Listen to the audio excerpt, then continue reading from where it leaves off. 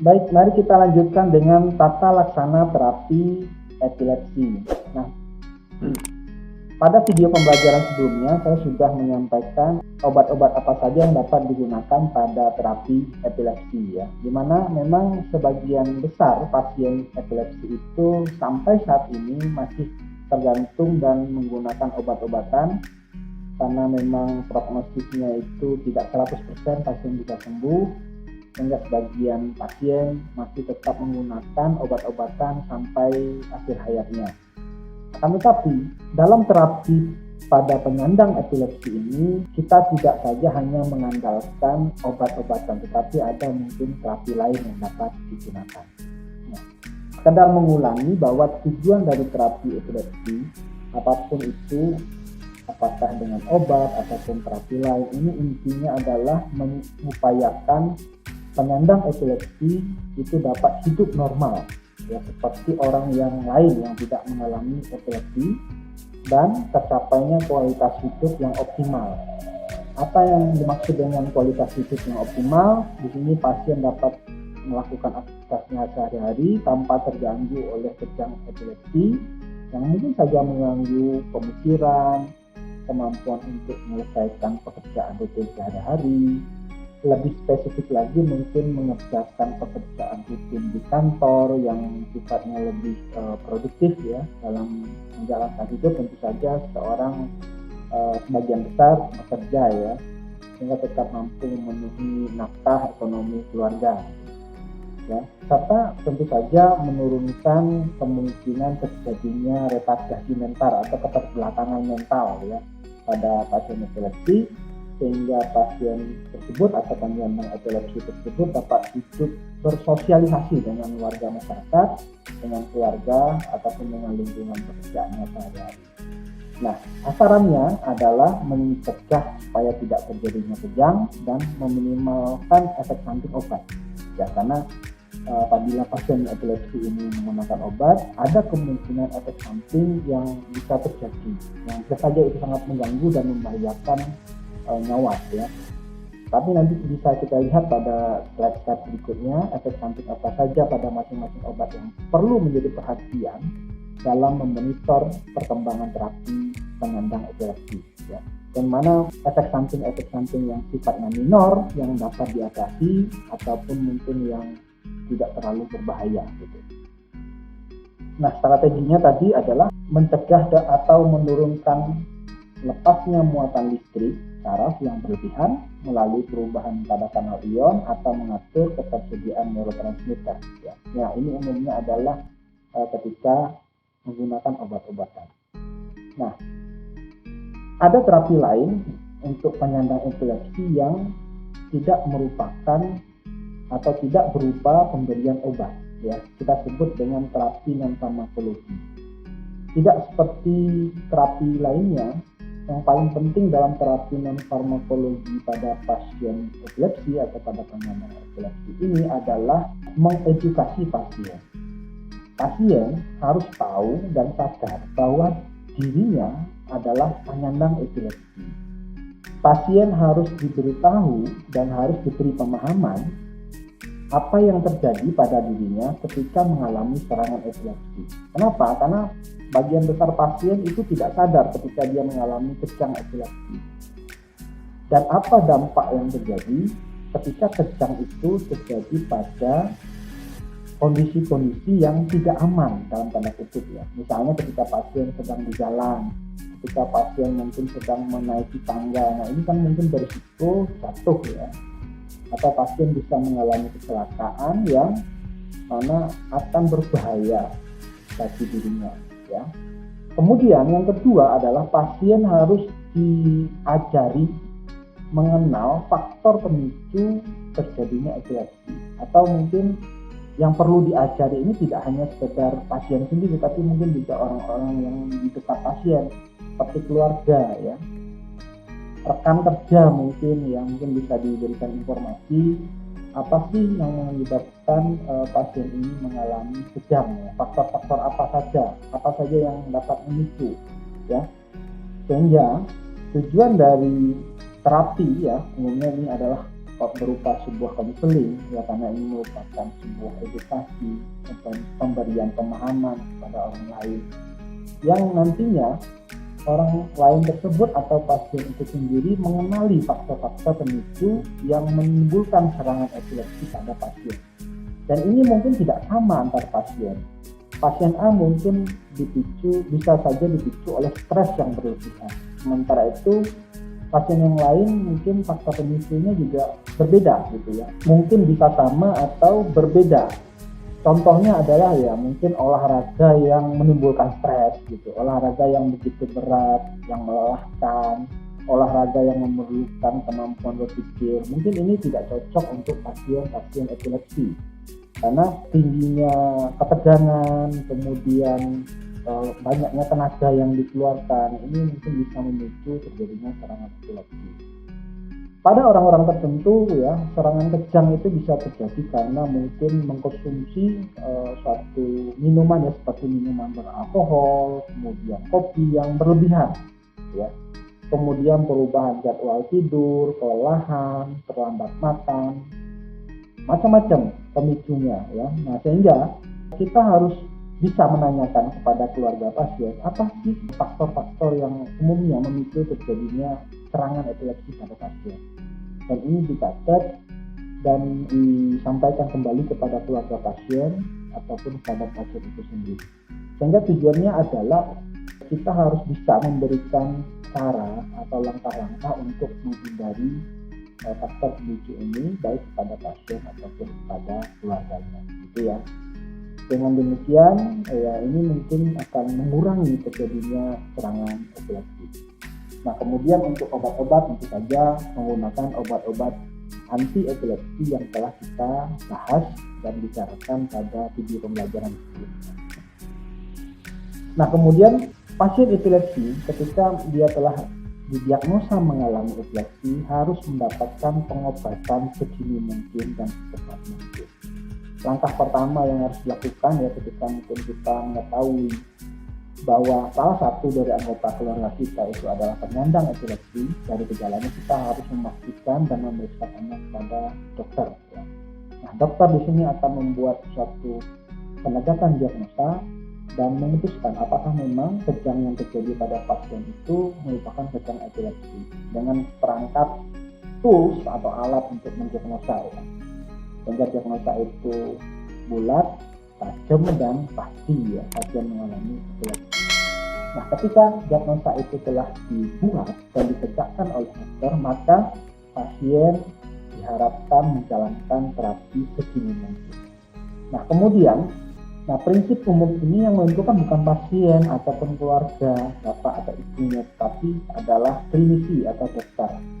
Dan kemudian apoteker dan tenaga kesehatan lainnya juga mungkin memberikan kontribusi dalam memonitor atau memantau efek terapi obat ataupun efek samping obat ya. Karena tadi salah satu sasaran dari terapi epilepsi ini adalah meminimalkan kejadian efek samping obat atau efek samping yang tidak diharapkan.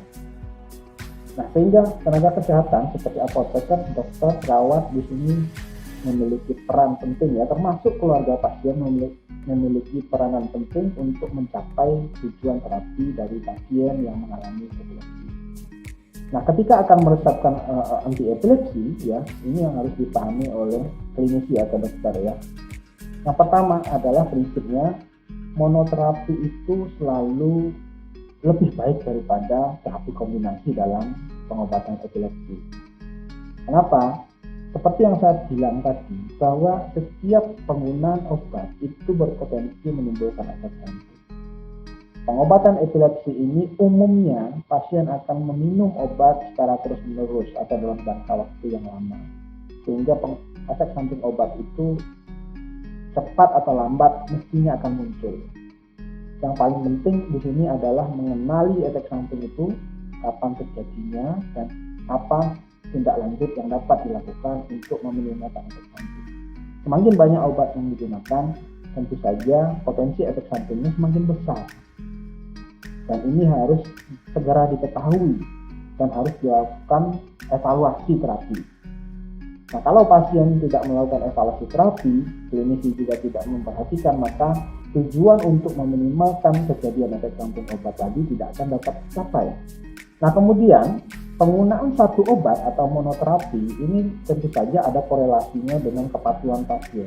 Jika obat itu hanya digunakan satu, pasien akan lebih ingat dan umumnya akan lebih patuh untuk minum obat atau menjalani terapinya.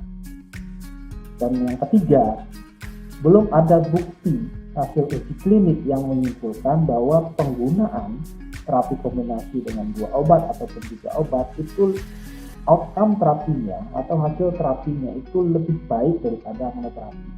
Jadi belum ada bukti evidence based medicine yang menyatakan pengobatan kombinasi dengan beberapa obat akan menghasilkan outcome terapi yang lebih baik daripada penggunaan satu obat saja. Itu yang pertama yang harus dipegang. Jadi sebisa mungkin pasien nanti akan diupayakan hanya menggunakan satu jenis obat saja. Yang kedua, kalau bisa ya dengan monoterapi tersebut kita tidak menggunakan anti epilepsi yang memiliki efek samping sedasi atau menurunkan kesadaran. Ya, contohnya adalah obat-obat dari golongan benzodiazepin dan barbiturat. Nah, mengapa? Karena umumnya obat-obat yang bekerja meningkatkan aktivitas GABA ini lama-kelamaan akan mengakibatkan efek toleransi pada reseptor GABA. Pasien tidak akan mengalami efek yang diinginkan jika obat itu digunakan dengan dosis yang sama. Sehingga akibatnya adalah akan terjadi peningkatan dosis secara terus-menerus sampai dosis yang maksimal. Nah, pada dosis maksimal ini potensi munculnya efek samping ini akan lebih besar ya, seperti mungkin akan menurunkan intelijensia pasien atau kemampuan berpikirnya atau kecerdasannya, kemudian menurunkan ingatan, kemampuan motorik ya, karena memang obat ini menurunkan seluruh aktivitas sistem saraf termasuk sistem saraf motorik ya, dan ini bisa menetap selama pengobatan. Efek lebih jauh, pasien tidak akan dapat melakukan aktivitasnya sehari-hari ya, karena apa? Efek sampingnya mengantuk dan penurunan kesadaran, dan bisa ditebak pasien tidak akan mampu bekerja ketika pasiennya bekerja ya. Nah, jika mungkin mulai dengan satu anti epilepsi non sedatif, dan jika gagal baru diberi sedatif atau politerapi. Politerapi itu juga tidak permanen sifatnya, ini hanya sekedar suatu masa transisi untuk mengganti obat ya. Jadi sifatnya temporer atau untuk sementara saja. Dan tentu saja pemilihan anti epilepsinya harus berdasarkan diagnosa yang jelas. Nah, pada video pembelajaran sebelumnya saya telah menjelaskan jenis-jenis epilepsi, dan tentu saja anti epilepsi yang digunakan untuk pertama kalinya nggak akan sama ya. Misalnya anti epilepsi untuk jenis epilepsi tonik tidak akan sama dengan mioklonik, tidak akan sama dengan epilepsi parsial. Nanti kita lihat tata laksana pemilihan obatnya. Nah, kemudian selanjutnya adalah ketika menggunakan anti epilepsi ini dimulai dari dosis efektif terendah terlebih dahulu atau dosis terkecil dan dapat disesuaikan dengan kondisi klinis pasien. Ada kemungkinan efek itu baru terlihat setelah pasien menggunakan obat berkali-kali. Jadi efek obatnya nggak akan langsung terlihat untuk penggunaan obat pertama kalinya, tapi mungkin butuh berhari-hari, misalnya sekitar 7 hari, 10 hari, atau 14 hari, maka efek baru akan terlihat dalam mencegah terjadinya serangan epilepsi. Dan yang paling penting ini adalah kepatuhan pasien dalam minum obat ya. Nah, kemudian respon obat itu bersifat individual. Respon pasien terhadap obat ini tidak akan sama. Ada pasien yang mungkin ketika dikasih suatu obat dengan dosis tertentu, dia efektif mencegah terjadinya serangan epilepsi. Tapi pada pasien lain mungkin tidak seperti itu. Butuh dosis yang lebih besar misalnya, atau mungkin butuh obat lain yang lebih manjur gitu loh. Sehingga ada variasi individual terhadap respon obat anti epilepsi. Sehingga memang tugas klinisi dan apoteker di sini adalah memantau efek terapi obat. dalam periode waktu tertentu, misalnya selama 2 minggu atau sebulan pertama pengobatan, 2 bulan pertama pengobatan, atau bahkan 3 bulan pertama pengobatan, dokter ataupun apoteker harus mampu melakukan evaluasi menyeluruh terhadap efek terapi obat yang diinginkan. Apakah obat itu cocok dan bisa diteruskan, atau obat tersebut harus disesuaikan dosisnya, atau bisa saja mungkin obat tersebut harus diganti karena berbagai macam alasan, apakah itu obat tersebut tidak efektif pada pasien atau pasien mengalami efek samping yang mengganggu dan berbahaya, ya. Nah, di sini kata kuncinya adalah perlu pemantauan ketat dan penyesuaian dosis pada pasien. Nah, jika suatu obat gagal mencapai terapi yang diharapkan, maka obat tersebut tidak boleh dihentikan langsung. Penghentian obat haruslah pelan-pelan, ya, jadi ada masa transisi dalam switching terapi, ya, dan diganti dengan obat lain. Sehingga di sini kita pada akhirnya pasien itu harus menggunakan satu obat saja dan dihindari politerapi dalam jangka waktu yang lama. Ingat sekali lagi kata kuncinya, penggunaan 2 obat itu sifatnya temporer atau sementara saja, yang di masa-masa transisi, karena penghentian obat tidak boleh langsung mendadak. Pada fasilitas layanan kesehatan tertentu seperti di rumah sakit yang lengkap, mungkinnya perlu kali-kali dilakukan pemantauan kadar obat dalam darah. Memang layanan kefarmasian PKOD atau pemantauan kadar obat dalam darah ini tidak tersedia di seluruh rumah sakit, ya. Nah, ini dilakukan jika mungkin, ya. Dan lakukan penyesuaian dosis dengan melihat juga kondisi klinis pasien, ya. Nah, penyesuaian dosis dapat dilakukan ketika kadar obat di dalam darah itu tidak mencapai kadar efektif minimal, ini dosis bisa ditingkatkan, atau mungkin ketika pasien mengalami efek samping tertentu yang terkait dengan dosis, yang berhubungan dengan dosis, di mana konsentrasi obat dalam darahnya itu sangat tinggi, maka dosis bisa diturunkan. Nah, pemantauan kadar obat dalam darah, ya, ini diperlukan jika ini saya ambilkan dari panduan tata laksana terapi penyakit epilepsi yang dikeluarkan oleh Prof. Brodsky pada tahun 2014, ya, yang mana menurut dokumen kesepakatan dokter ahli saraf, ya, ini pemantauan kadar obat dalam darah diperlukan jika pertama, bangkitan tidak terkontrol dengan dosis efektif. Artinya ketika dosis telah ditingkatkan sampai dosis maksimal dan pasien tetap masih mengalami kejang epilepsi, maka ini perlu dilakukan pemeriksaan kadar obat dalam darah. Mana tahu mungkin kadar obat dalam darahnya itu masih sangat sedikit sekali, ya, karena mungkin pasien bisa saja memiliki enzim metabolisme obat yang cukup tinggi sehingga obat dikeluarkan secara cepat, dan dampaknya adalah kadar obat tetap rendah, tidak mampu mencapai kadar efektif minimalnya, ya.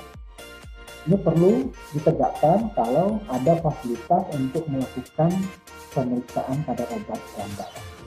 Nah, kemudian yang kedua adalah diduga ada perubahan farmakokinetik obat anti epilepsi atau OAE karena kondisi-kondisi tertentu seperti mungkin kehamilan, ya.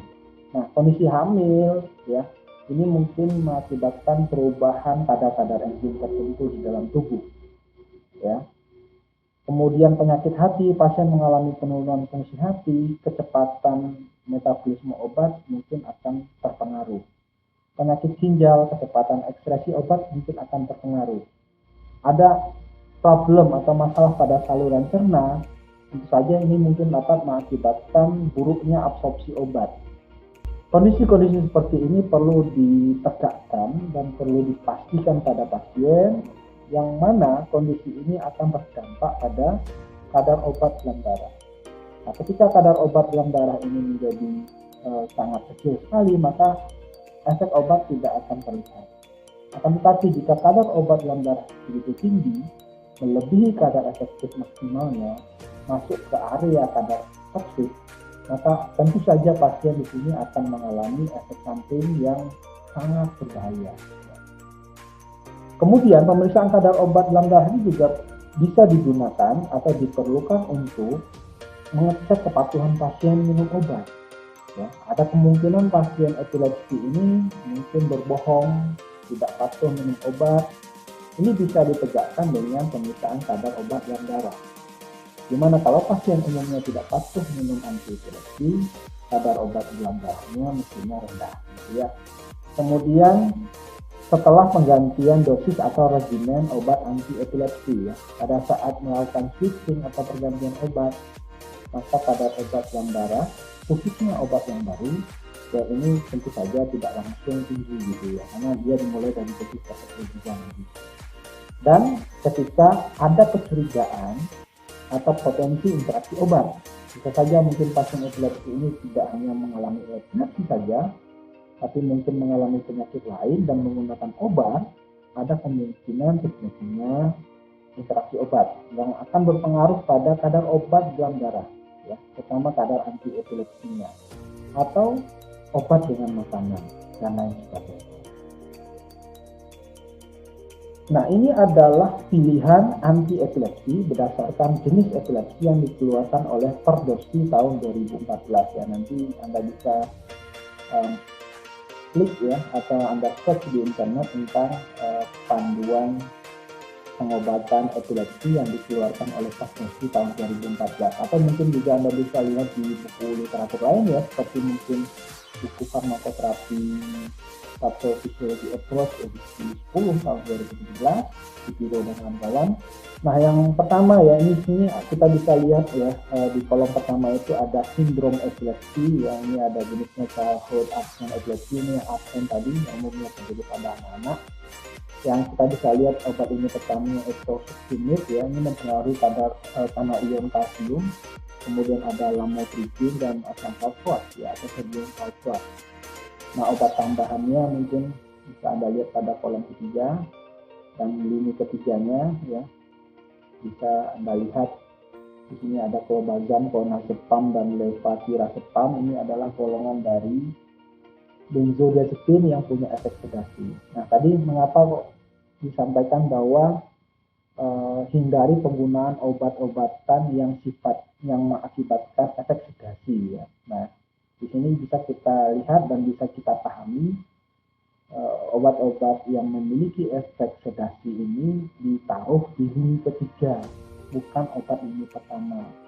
Dan pada kolom terakhir ya, ini adalah obat-obat yang dapat memperburuk bangkitan. Artinya ini adalah obat pilihan terakhir dan sebisa mungkin ini dihindari ya untuk digunakan pada pasien epilepsi dengan jenis epilepsi tertentu. Dan berdasarkan ini kalau kita lihat juvenile absent epilepsy, ini adalah epilepsi absen atau absent seizure yang terjadi pada remaja. Ya, ini obatnya mungkin masih sama dengan yang childhood ya.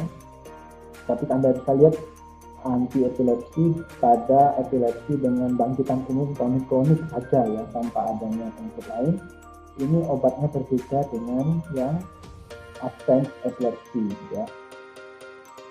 Di sini lamotrigine, levetiracetam, sodium valproat, topiramate, jadi pilihan obatnya berbeda gitu ya dengan yang absent ya. Kemudian untuk obat lainnya ya, Anda bisa lihat di kolom kedua, ketiga, dan keempat gitu ya. Yang nanti Anda bisa lihat di tabel ini ya untuk pilihan obatnya.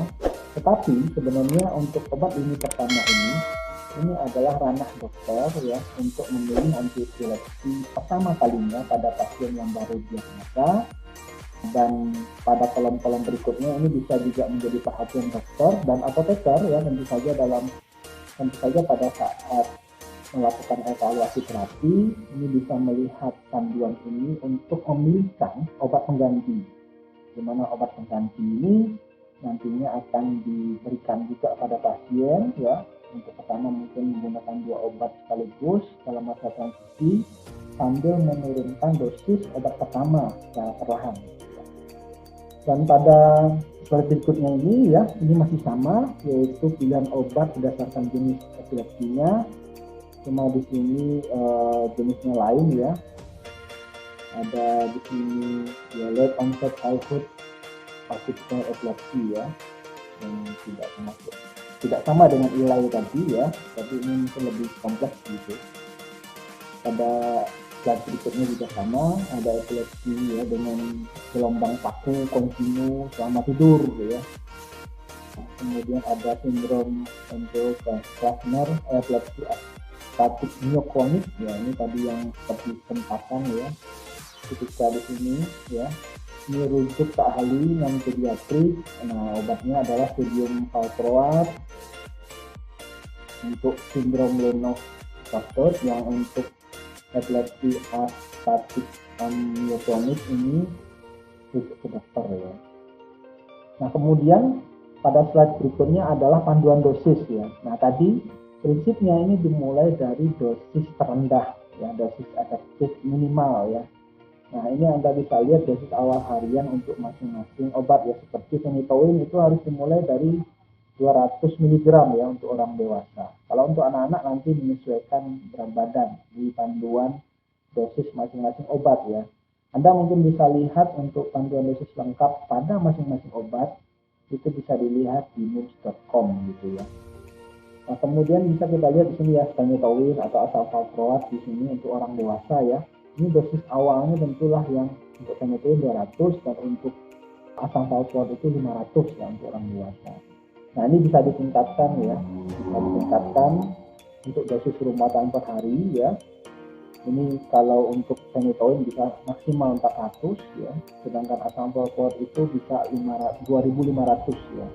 Nah, jumlah dosis per harinya ya ini bisa Anda lihat di sini. Untuk phenytoin di sini 1 sampai 2 kali sehari. Jadi phenytoin itu maksimal 2 kali sehari, sedangkan asam valproat itu 2 sampai 3 kali sehari ya. Begitu juga dengan yang lainnya. Nah, nanti ketika mungkin Anda melakukan penyesuaian dosis ya, baik itu untuk dokter ataupun apoteker pada saat melakukan evaluasi pengobatan. Nah, penting juga nih Anda lihat tabel-tabel pengaturan dosis ini ya nanti. Nah, kemudian ini adalah titrasi dosis. Titrasi dosis ini maksudnya itu adalah upaya peningkatan dosis atau sebaliknya penurunan dosis ya. Nah, di sini saya contohkan phenytoin ini dimulai dari peningkatannya adalah 100 mg per hari sampai target dalam 3 sampai 7 hari ya. Nah, maksudnya itu begini, ketika mungkin pasien menggunakan dosis awal 200, maka peningkatan berikutnya itu adalah 100 mg ya, jadi 300. Nggak boleh langsung 400 karena peningkatan titrasinya adalah 100 mg ya, sampai nanti digunakan 3 sampai 7 hari dan dilihat ya, apakah dengan peningkatan tersebut mampu mencegah serangan epilepsi pasien. Jika tidak mampu ya bisa ditingkatkan menjadi 400 ya, dari 300 ke 400. Nah, umumnya waktu tercapainya steady state itu adalah 3 sampai 15 hari ya untuk pasien ya. Jadi peningkat ini memberikan informasi kepada kita kapan kita harus melakukan evaluasi ya, yaitu dalam waktu 3 sampai 15 hari untuk phenytoin. Untuk asam valproat itu 2 sampai 4 hari. Artinya mungkin ketika pasien telah menggunakan obat selama 15 hari maksimal ya, ini bisa dipantau karena dalam kondisi setelah menggunakan obat sampai 15 hari ini kondisi steady state sudah tercapai, dan dilihat apakah dalam pada steady state tersebut pasien terhindar dari serangan epilepsi atau masih mengalami serangan epilepsi. Kalau masih mengalami serangan epilepsi, maka waktunya untuk menaikkan dosis. Tapi kalau pasien telah bebas dari serangan epilepsi selama 15 hari tersebut, maka tidak perlu lagi ditingkatkan obatnya. Nah, begitu juga dengan penurunan. Ketika mungkin kita pengen mengganti phenytoin dengan obat lain, maka penurunan juga pelan-pelan. Dan misalnya dia telah menggunakan 400, maka saat ini digunakan 300 plus obat lain dengan dosis terendah biasanya. Ya, nanti kita lihat pada proses tata laksana terapi obatnya ya. Nah, saya rasa mungkin Anda bisa nanti membaca satu persatu ya, memahami satu persatu dari macam-macam obat dan pengaturan dosisnya ya. Nah, ini adalah algoritma tata laksana terapi epilepsi. Artinya pasien telah dipastikan positif mengalami epilepsi, dan di sini saya sejalan dengan yang saya sampaikan tadi ya. Pengobatan dimulai dengan satu anti-epilepsi drugs ya, dan dipilih berdasarkan klasifikasi kejang atau jenis epilepsinya serta profil efek samping. Jadi dengan menggunakan satu jenis obat tadi, kemudian dievaluasi ya. Nah, evaluasi bisa dilakukan entah itu di dosis yang belum maksimal ataupun dosisnya telah maksimal. Nah, yang pertama, hasil evaluasi itu ada dua kemungkinan. Yang pertama, sembuh atau tidak sembuh ya. Artinya sembuh di sini itu adalah pasien bebas dari serangan epilepsi selama menggunakan obat. Ya, bukan sembuh dalam artian kelainan sel sarafnya itu telah hilang ya, atau kembali normal. Tapi di sini pasien tidak lagi mengalami serangan epilepsi. Nah, kalau pasien tidak mengalami serangan epilepsi, yang harus dilihat selanjutnya adalah efek sampingnya. Apakah pasien mengalami efek samping yang dapat ditoleransi atau efek sampingnya itu ringan, tidak mengganggu, atau justru sebaliknya, efek samping itu mengganggu ya. Nah, kalau pasien mengalami efek samping yang tidak dapat ditoleransi atau mengganggu, di sini artinya tidak ya, tidak. Maka langkah selanjutnya adalah menurunkan dosis. Nah, dengan dosis yang diturunkan, misalnya tadi fenotolin diturunkan 100 mg. Ya, dilihat lagi apakah masih efektif dengan dosis yang dikurangi tadi itu. Ya, kembali lagi ke sini, sembuh apa enggak gitu ya. Tetapi ketika pasien itu sembuh ya, artinya tidak mengalami serangan epilepsi dan efek sampingnya itu ringan ya, di sini, maka dilakukan penyesuaian atau upaya-upaya untuk menurunkan gangguan dari efek samping yang tadi ya, dan lihat apakah kualitas hidupnya optimal. Nah, kalau kualitas hidupnya optimal, terapi dapat dilanjutkan. Ya, tetapi ketika mungkin tidak, ya mungkin pertimbangkan dan atasi dengan tepat ya. Maksudnya mungkin ini kualitas hidup itu bisa jadi pasien ini yang mungkin mengantuk tadi ya, sehingga tidak dapat bekerja ya, mungkin perlu tambahan suplemen atau tambahan obat-obat lain yang mungkin meningkatkan kesadaran yang mengakibatkan pasien mampu mengatasi permasalahan-permasalahan yang terkait dengan obat gitu ya. Jadi kurang lebih seperti itu. Nah, itu kalau kisah sukses dari penggunaan anti epilepsi ya, dia pasien sembuh gitu ya, atau tidak mengalami kecangan. Nah, ini berbeda dengan ketika obat yang digunakan itu tidak memberikan efek yang diharapkan, artinya kejang epilepsi itu masih terjadi pada pasien. Nah, ini ke arahnya ya tidak ya.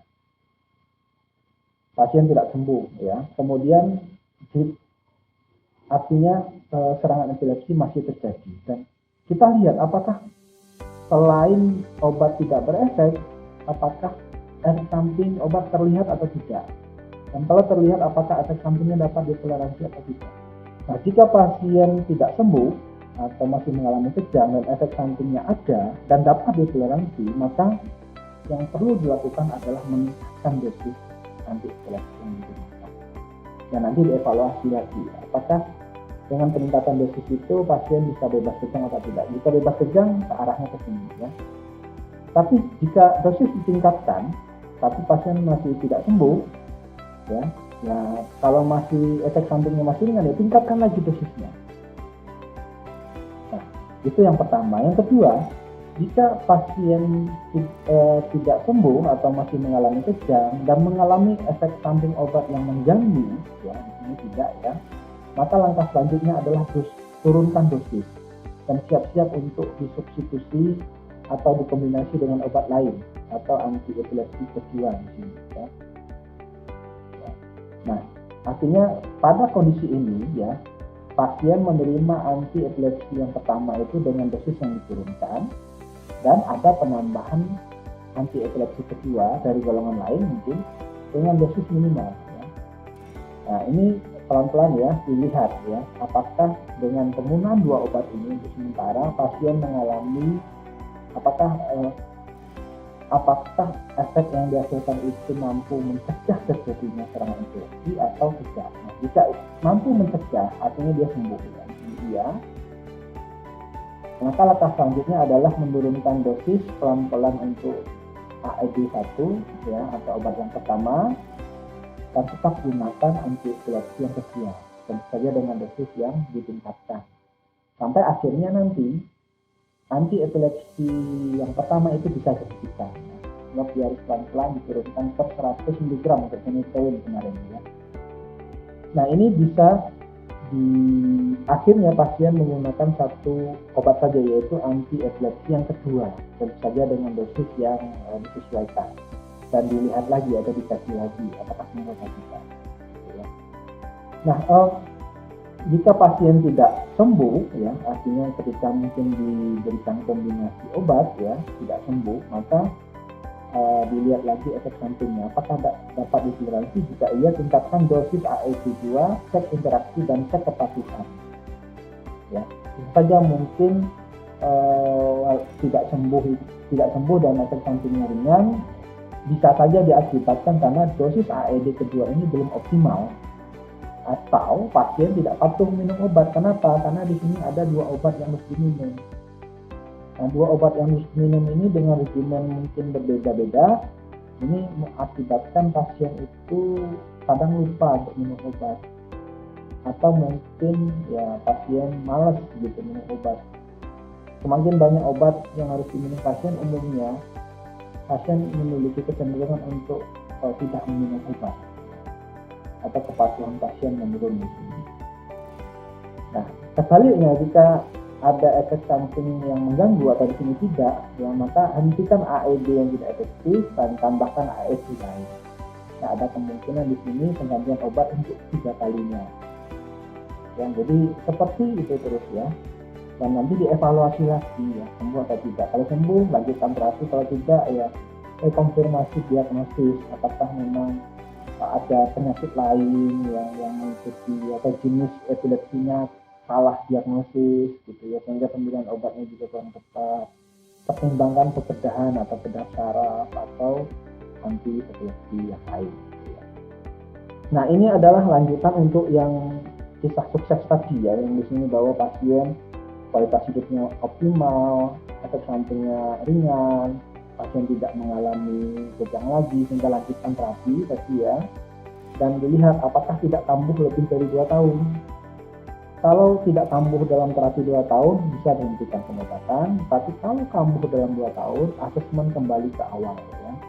Artinya ketika dalam rentang waktu 2 tahun mungkin masih ada serangan epilepsi, ada kemungkinan pasien tetap harus menggunakan anti epilepsi sampai nantinya tidak terjadi lagi serangan dalam kurun waktu 2 tahun pemantauan.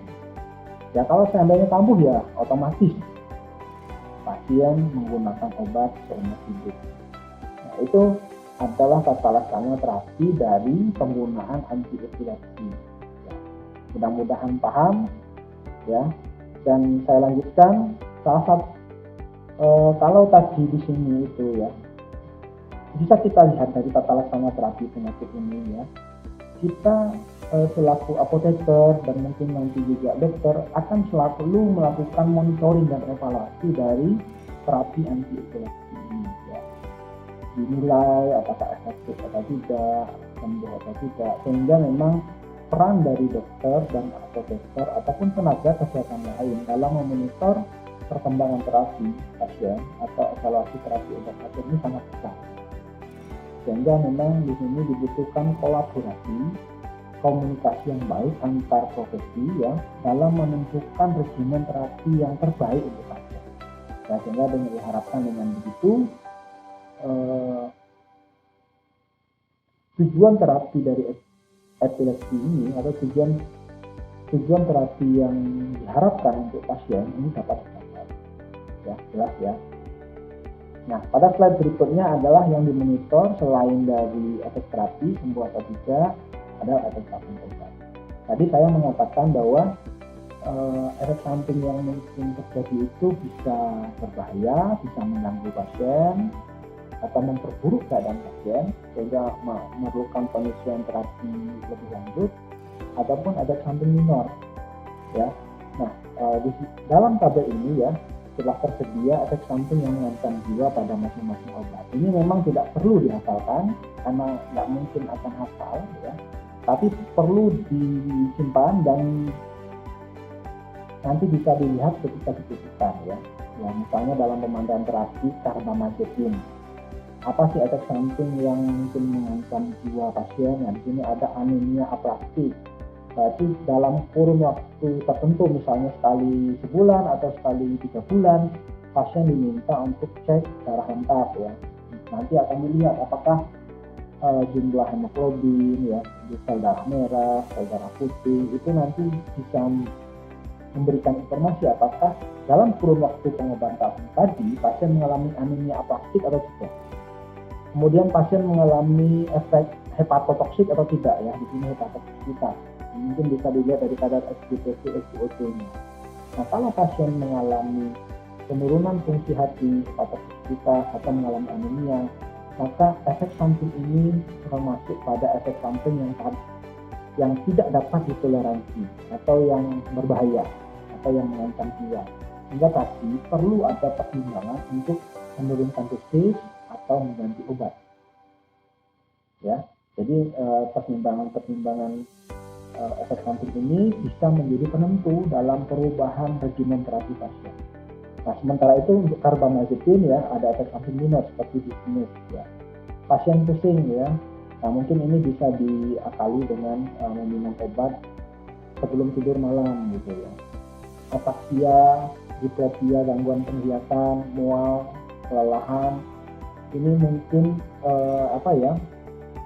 tidak akan berbahaya ya, atau tidak berbahaya efek samping anemia aplastik dan hepatotoksitas ya. Mungkin di sini hanya perlu penurunan dosis saja. Mungkin di sini hanya perlu ya agar tidak mual, bagaimana caranya? Misalnya bisa dengan memberikan obat setelah makan dengan syarat obat tersebut tidak dihambat absorpsinya oleh makanan gitu ya. Jadi efek samping ini minor, tidak mengancam nyawa dan bisa dikendalikan dan mungkin juga jarang terjadi gitu ya. Nah, untuk obat-obat lainnya nanti silakan dipelajari dan tidak usah dihafalkan ya, nanti ketika mungkin Anda mendapatkan kasus atau menangani pasien epilepsi ya, menerima salah satu atau beberapa obat ini, dalam memonitoring efek sampingnya Anda bisa lihat list dari efek samping yang mengancam jiwa ini ataupun efek samping yang sifatnya minor gitu ya. Oke, demikian saja mungkin yang dapat saya sampaikan pada materi tata laksana terapi pasien epilepsi. Mudah-mudahan paham, dan jika ada pertanyaan silakan tulis pada kolom komentar atau Anda bisa menanyakan langsung kepada saya melalui grup media sosial yang saya gunakan. Terima kasih, mudah-mudahan paham. Assalamualaikum warahmatullahi